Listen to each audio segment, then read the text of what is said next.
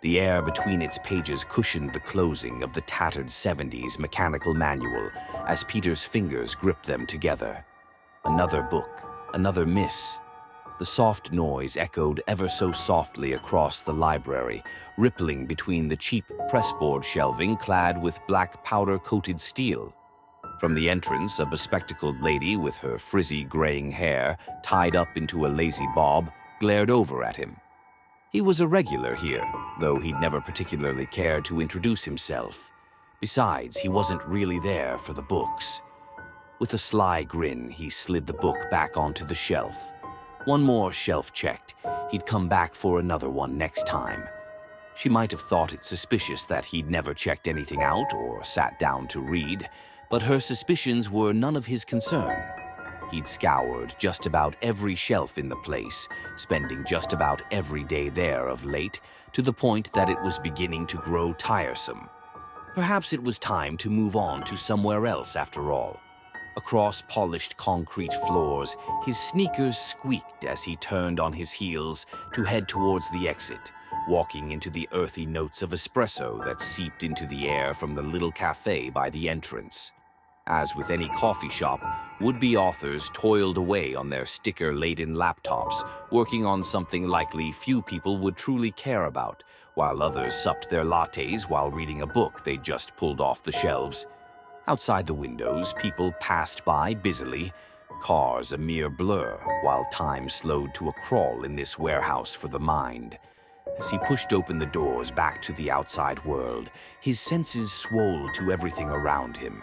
The smell of car exhaust and the sewers below, the murmured chatter from the people in the streets, the warmth of the sun peeking between the high-rises, buffeting his exposed skin, the crunching of car tires on the asphalt, and their droning engines.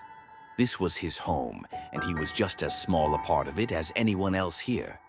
But Peter saw the world a little differently than other people. He enjoyed parkour, going around marinas and parks, and treating the urban environment like his own personal playground.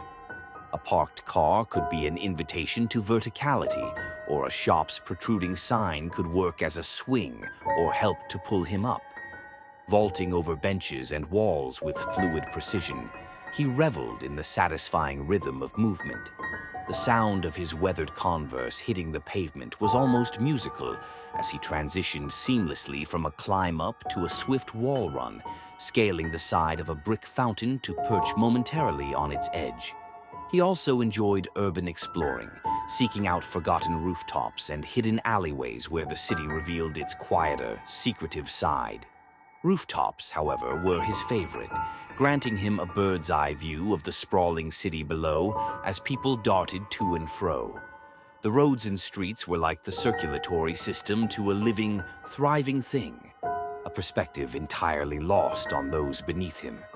There, surrounded by antennas and weathered chimneys, he would pause to breathe in the cool air and watch the skyline glow under the setting sun. Each new spot he uncovered felt like a secret gift, a blend of adventure and serenity that only he seemed to know existed. Lately, though, his obsession in libraries was due to an interest that had blossomed seemingly out of nowhere. He enjoyed collecting bugs that died between the pages of old books. There was something fascinating about them, something that he couldn't help but think about late into the night. He had a whole process of preserving them, a meticulous routine honed through months of practice and patience. Each specimen was handled with the utmost care. He went to libraries and second-hand bookshops and could spend hours and hours flipping through the pages of old volumes, hoping to find them. Back in his workspace, a tidy room filled with shelves of labeled jars and shadow boxes, he prepared them for preservation. He would delicately pose the insects on a foam board, holding them in place to be mounted in glass frames, securing them with tiny adhesive pads or pins so that they seemed to float in place. Each frame was a work of art, showcasing the insects' vibrant colors, intricate patterns, and minute details, from the iridescent sheen of a beetle's shell to the delicate veins of a moth's wings. He labeled every piece with its scientific name and location of discovery. his neatest handwriting a testament to his dedication. The finished frames lined the walls of his small apartment, though he'd never actually shown anyone all of his hard work. It wasn't for anyone else, though. This was his interest, his obsession. It was entirely for him. He'd been doing it for long enough now that he'd started to run into the issue of sourcing his materials. His local library was beginning to run out of the types of books he'd expect to find something in. There wasn't much point in going through newer tomes, though the odd insect might find its way through the manufacturing process, squeezed and desiccated between the pages of some self-congratulatory autobiography or pseudoscientific self-help book. No, he needed something older, something that had been read and put down with a small life, snuffed out accidentally or otherwise. The vintage ones were especially outstanding, sending him on a contemplative journey into how the insect came to be there. The journey its life and its death had taken it on before he had the chance to catalog and admire it. He didn't much like the idea of being the only person in a musty old vintage bookshop. However, being scrutinized as he hurriedly flipped through every page and felt for the slightest bump between the sheets of paper to detect his quarry, staring at him as though he was about to commit a crime. No, they wouldn't understand. There was, however, a place on his way home he liked to frequent. The coffee there wasn't as processed as the junk at the library, and they seemed to care about how they produced it. It wasn't there for convenience, it was a place of its own among the artificial lights, advertisements, the concrete buildings, and the detached conduct of everyday life. Better yet, they had a collection of old books. More for decoration than anything, but Peter always scanned his way through them nonetheless. Inside the dingy rectangular room filled with tattered leather-seated booths and scratched tables, their ebony lacquer cracking away, Peter took a lungful of the air in a whooshing nasal breath. It was earthy, peppery, with a faint musk. One of those places with its own signature smell he wouldn't find anywhere else. At the bar, a tattooed man in a shirt and vest gave him a nod with a half-smile. His hair cascaded to one side with the other shaved short. Orange spacers blew out the size of his ears, and he had a twisted leather bracelet on one wrist. Vance. While he hadn't cared about the people at the library, he at least had to speak to Vance to order a coffee. They'd gotten to know each other over the past few months at a distance, merely in passing. But he'd been good enough to supply Peter a few new books in that time. One of them even had a small cricket inside. "Usual," Vance grunted. "Usual," Peter replied. With a nod, he reached beneath the counter and pulled out a round ivory-colored cup, spinning around and fiddling with the espresso machine in the back. "There's a few new books in the back booth, since that seems to be your sort of thing." He tapped out the grounds from the previous coffee. "Go on, I'll bring it over." Peter passed a few empty booths, and one with an elderly man sat inside who lazily turned and granted a half-smile as he walked past. It wasn't the busiest spot, but it was unusually quiet. He pulled the messy stack of books from the shelves above each seat and carefully placed them on the seat in front of him, stacking them in neat piles on the left of the table. With a squeak and a creak of the leather beneath him, he set to work. He began by reading the names on the spines, discarding a few into a separate pile that he'd already been through. Vance was right, though. Most of these were new. One by one, he started opening them. He'd grown accustomed to the feeling of various grains of paper from different times in history. The musty scents kept between the pages, telling him their own tale of the book's past. To his surprise, it didn't take him long to actually find something. This time, a cockroach. It was an adolescent, likely scooped between the pages in fear, as somebody ushered it inside before closing the cover with haste. He stared at the faded spatter around it, the way its legs were snapped backwards, and carefully took out a small pouch from the inside of his jacket. With an empty plastic bag on the table and tweezers in his hand, he started about his business. "Did you find what you were looking for?" came a voice from his right. It was rich and deep, reverberating around his throat before it emerged. There was a thick accent to it, but the sudden nature of his call caused Peter to drop his tweezers. It was a black man with weathered skin, covered in deep wrinkles like canyons across his face. Thick lips wound into a smile. He wasn't sure if was friendly or predatory, and yellowed teeth peeked out from beneath. Across his face was a large set of sunglasses, completely opaque, and patches of gray beard hair that he'd missed when shaving. Atop his likely bald head sat a brown-gray pinstripe fedora that matched his suit, while wispy tufts of curly gray hair poked from beneath it. Clutched in one hand was a wooden stick, thin, lightweight, but gnarled and twisted. It looked like it had been carved from driftwood of some kind, but had been carved with unique designs that Peter didn't recognize from anywhere. He didn't quite know how to answer the question. How did he know he was looking for something? How would it come across if what he was looking for was a squashed bug? Words simply sprung forth from him in his panic, as though pulled out from the man themselves. No, not quite. He looked down to the cockroach. Maybe. Looking back up to the mystery man, collecting composure now laced with mild annoyance, he continued. I don't know. He shook his head automatically. Sorry, but who are you? The man laughed to himself with deep, rumbling sputters. I am sorry. I do not mean to intrude. He reached inside the suit. When his thick fingers retreated, they held delicately a crisp white card that he handed over to Peter. My name is Mende. He slid the card across the table with 2 fingers. I like books. In fact, I have quite the collection.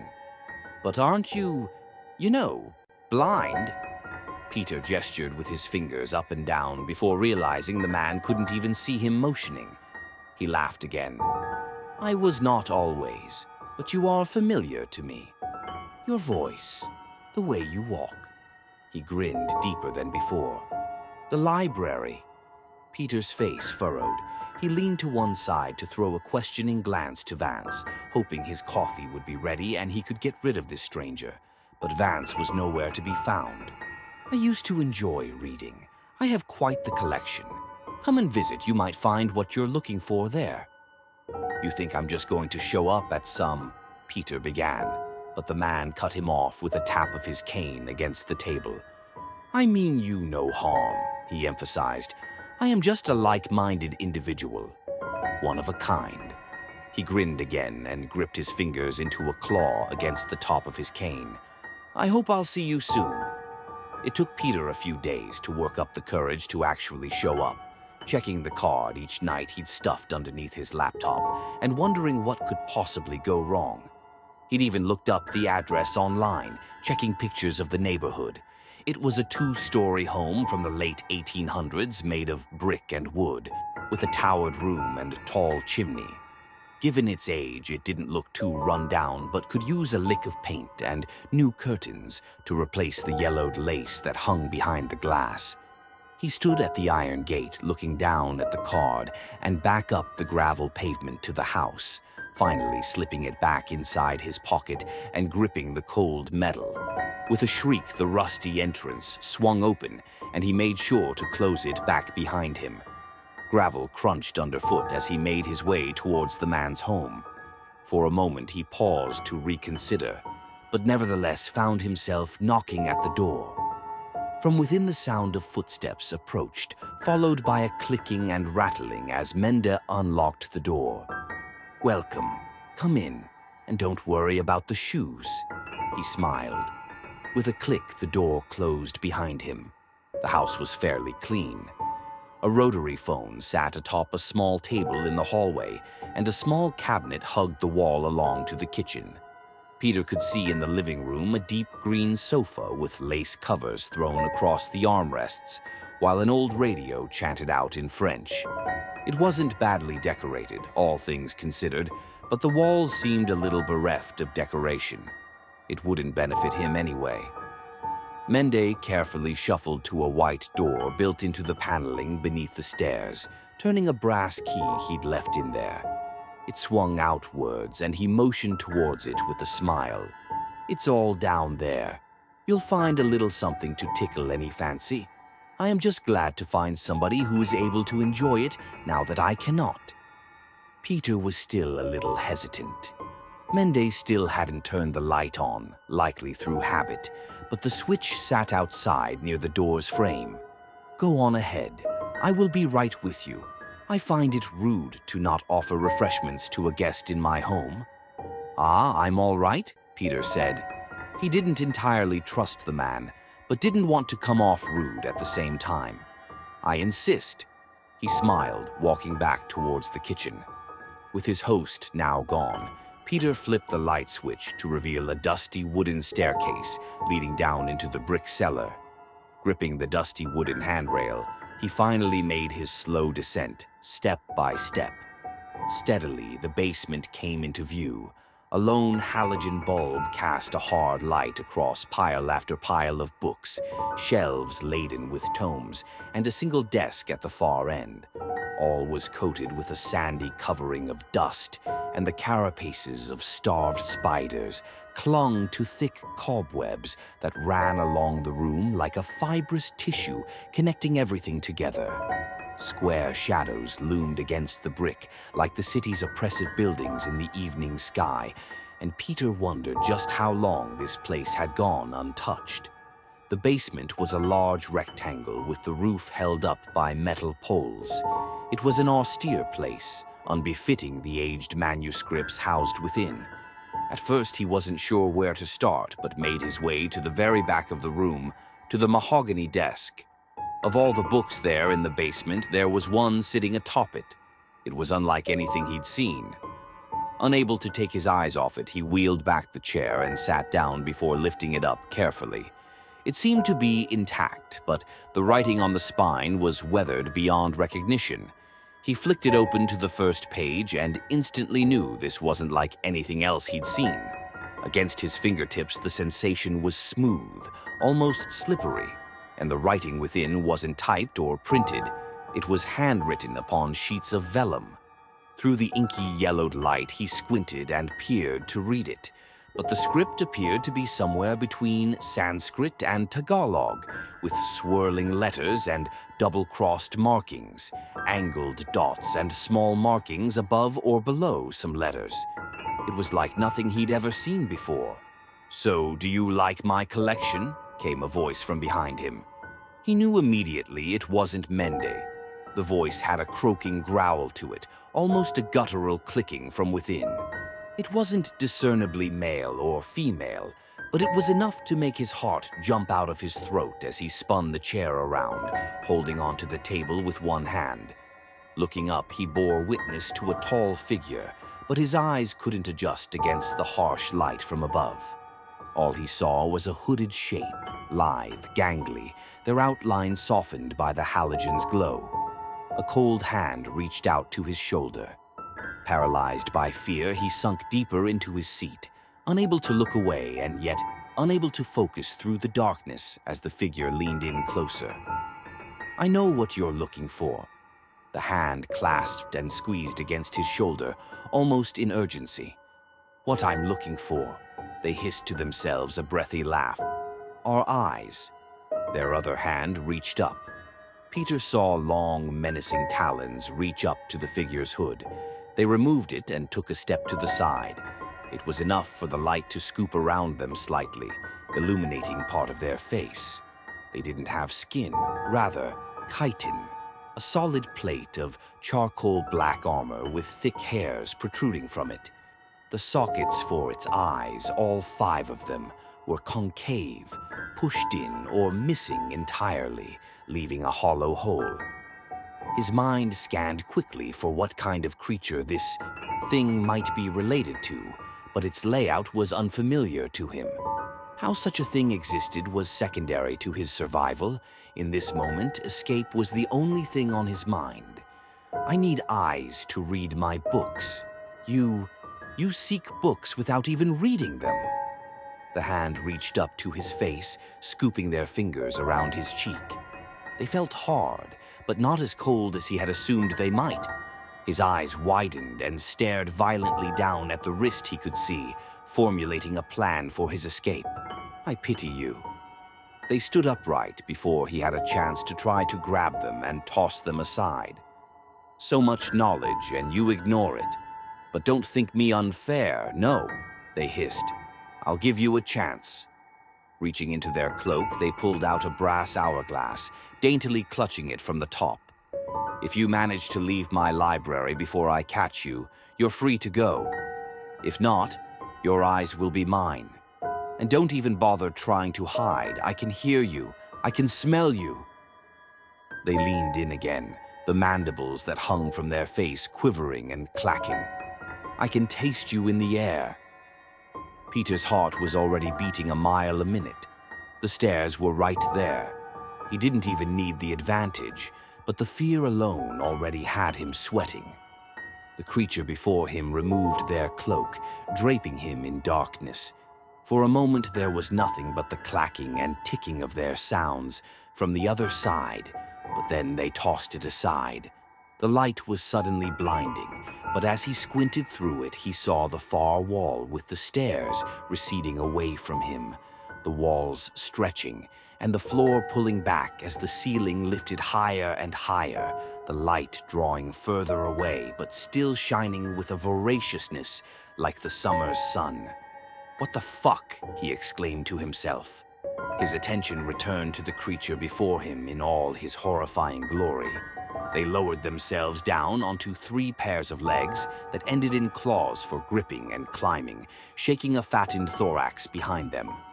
Spiked hairs protruded from each leg, and their head shook from side to side. He could tell from the way it was built that it would be fast. The legs were long, they could cover a lot of ground with each stride, and their slender nature belied the muscle that sat within. "When I hear the last grain of sand fall, the hunt is on." The creature's claws gripped the timer from the bottom, ready to begin. With a dramatic raise and slam back down, it began. Peter pushed himself off the table, using the wheels of the chair to get a rolling start as he started running. Quickly, his eyes darted across the scene in front of him. Towering bookshelves as far as he could see, huge dune-like piles of books littered the floor, and shelves still growing from seemingly nowhere before collapsing into a pile with the rest. The sound of fluttering pages and collapsing shelves surrounded him, drowning out his panicked breaths. A more open path appeared to the left between a number of bookcases with leather-bound tomes, old, gnarled, rising out of the ground as he passed them. He'd have to stay as straight as possible to cut off as much distance as he could, but he already knew it wouldn't be easy. Already a shelf stood in his way with a path to its right, but it blocked his view of what lay ahead.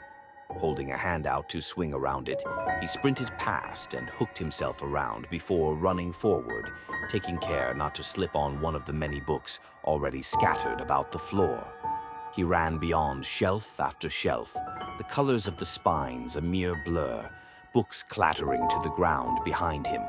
A slender, tall shelf was already toppling over before him, leaning over to the side as piles of paper cascaded through the air. Quickly, he calculated the time it would take to hit the wall and pushed himself faster, narrowly missing it as it smashed into other units, throwing more to the concrete floor. Before him now lay a small open area filled with a mountain of books, beyond which he could see more shelving rising far up into the roof and bursting open, throwing down a waterfall of literature. "Fuck," he huffed, leaping and throwing himself at the mound. Scrambling, he pulled and kicked his way against shifting volumes, barely moving. His scrabbling and scrambling were getting him nowhere as the ground moved from beneath him with each action. Pulling himself closer, lowering his center of gravity, he made himself more deliberate, smartly taking his time instead, pushing down against the mass of hardbacks as he made his ascent. Steadily, far too slowly given the creature's imminent advance, he made his way to the apex. For just a moment he looked on for some semblance of a path, but everything was twisting and changing too fast. By the time he made it anywhere, it would have already changed and warped into something entirely different. The best way, he reasoned, was up. Below him, another shelf was rising up from beneath the mound of books. Quickly, he sprung forward and landed on his heels to ride down across the surface of the hill before leaning himself forward to make a calculated leap forward, grasping onto the top of the shelf and scrambling up. His fears rose at the sound of creaking and felt the metal beneath him begin to buckle. It began to topple forwards, and if he didn't act fast, he would crash down 3 stories onto the concrete below. He waited for a second, scanning his surroundings as quickly as he could, and leapt at the best moment to grab onto another tall shelf in front of him. That one, too, began to topple, but he was nowhere near the top. In his panic, he froze up as the books slid from the wooden shelves, clinging as best he could to the metal. Abruptly, he was thrown against it, iron bashing against his cheek, but he still held on. It was at an angle, propped up against another bracket. The angle was steep, but Peter still tried to climb it. Up he went, hopping with one foot against the side and the other jumping across the wooden slats. He hopped down to a rack lower down, then to another, darting along a wide shelf before reaching ground level again. Not where he wanted to be, but he'd have to work his way back up to a safe height. A shelf fell directly in his path, not so far away from him. Another came and another, each one closer than the last. He looked up and saw one about to hit him. With the combined weight of the books and the shelving, he'd be done for in one strike. He didn't have time to stop, but instead leapt forward, diving and rolling across a few scattered books. A few toppled down across his back, but he pressed on, grasping the ledge of the unit before him and swinging through above the books it once held. Suddenly there came a call, a bellowing, echoed screech across the hall. It was coming. Panicking, panting, he looked again for the exit. All he had been focused on was forward. But how far? He wasn't sure he'd be able to make it, but now that he had no sight of it in this labyrinth of paper, he grew fearful. He scrambled up a diagonally collapsed shelf, running up and leaping across the tops of others, jumping between them. He couldn't look back, he wouldn't. It was simply a distraction from his escape. Another shelf lay perched precariously between 2 others at an angle, its innards strewn across the floor save for a few tomes caught in its wiry limbs. With a heavy jump, he pushed against the top of the tall bookshelf he was on, ready to swing from it onto the next step, but it moved back from under his feet. Suddenly, he found himself in free fall, collapsing forwards through the air. With a thump, he landed on a pile of paperbacks, rolling out of it to dissipate the energy from the fall, but it wasn't enough. Winded, he scrambled to his feet and wheezed for a second to catch his breath. He was sore, his muscles burned, and even his lungs felt as though they were on fire. Battered and bruised, he knew he couldn't stop. He had to press on. Slowly at first, his feet began to move again, then faster, faster. Tall bookcases still rose and collapsed before him, and he took care to weave in and out of them, keeping one eye out above for dangers. Another rack was falling in his path, but he found himself unable to outrun the long unit this time. It was as long as a warehouse shelving unit, packed with heavy hardbacks, tilting towards him. "Oh, fuck!" he exclaimed, bracing himself as he screeched to a halt. Peering through his raised arms, he tucked himself into a squat and shuffled to the side to calculate what was coming. Buffeted by book after book, some hitting him square in the head, the racks came clattering down around him. He'd been lucky enough to be sitting right between its shelves and spared no time clambering his way out and running along the cleared path atop it. At its terminus, however, was another long unit, almost perpendicular with the freshly fallen one that seemed like a wall before him. Behind it, between gaps in the novels, he could see other ledges falling and collapsing beyond. Still running as fast as his weary body would allow, he planned his route. He leapt from the long shelf atop one that was still rising to his left, hopping across platform to platform as he approached the wall of manuscripts, jumping headfirst through a gap, somersaulting into the unknown beyond. He landed on another hill of books, sliding down, this time with nowhere to jump to. Peter's legs gave way, crumpling beneath him as he fell to his back and slid down. He moaned out in pain, agony, exhaustion, wanting this whole experience to be over, but was stirred into action by the sound of that shrieking approaching closer, shelving units being tossed aside and books being plowed out the way. Gasping now, he pushed on, hobbling and staggering forward as he tried to find that familiar rhythm, trying to match his feet to the rapid beating of his heart. Making his way around another winding path, he found it was blocked and had to climb up shelf after shelf, all the while the creature gaining on him. He feared the worst, but finally reached the top and followed the path before him, back down. Suddenly, a heavy metal yawn called out as a colossal tidal wave of tomes collapsed to one side and a metal frame came tumbling down. This time, it crashed directly through the concrete, revealing another level to this maze beneath it. It spanned on into an inky darkness below, the concrete clattering and echoing against the floor in that shadow amongst the flopping of books as they joined it.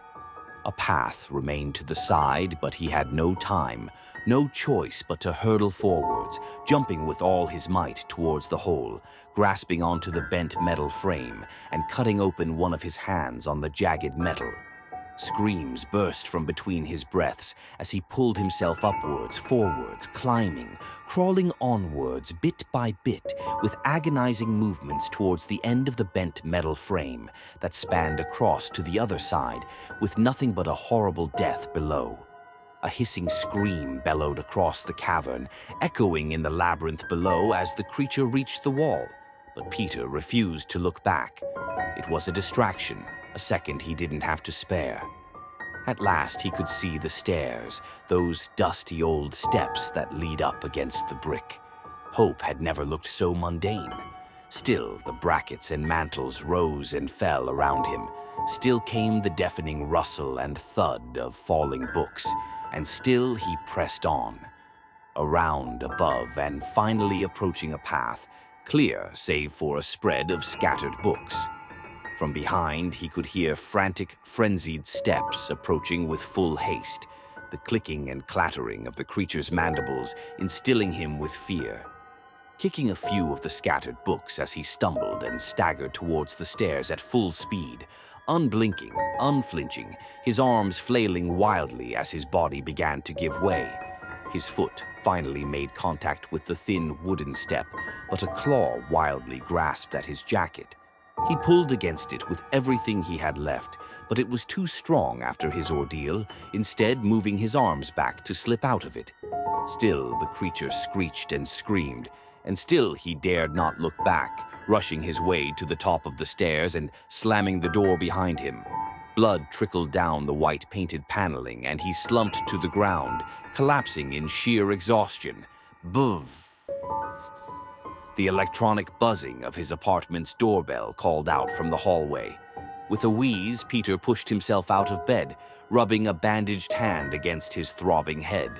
He tossed aside the sheets and leaned forward, using his body's weight to rise to his feet, sliding on a pair of backless slippers.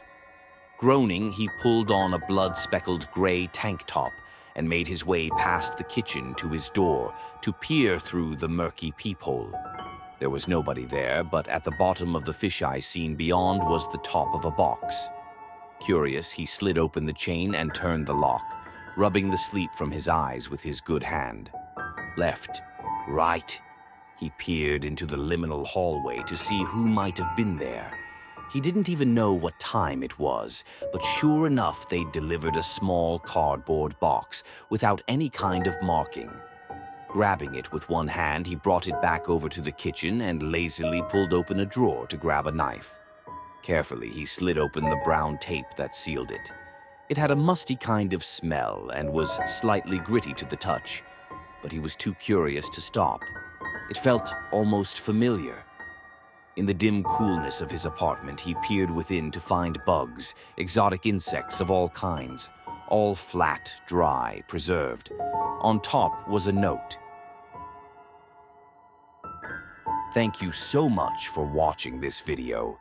If you like this video, please like, comment, and share.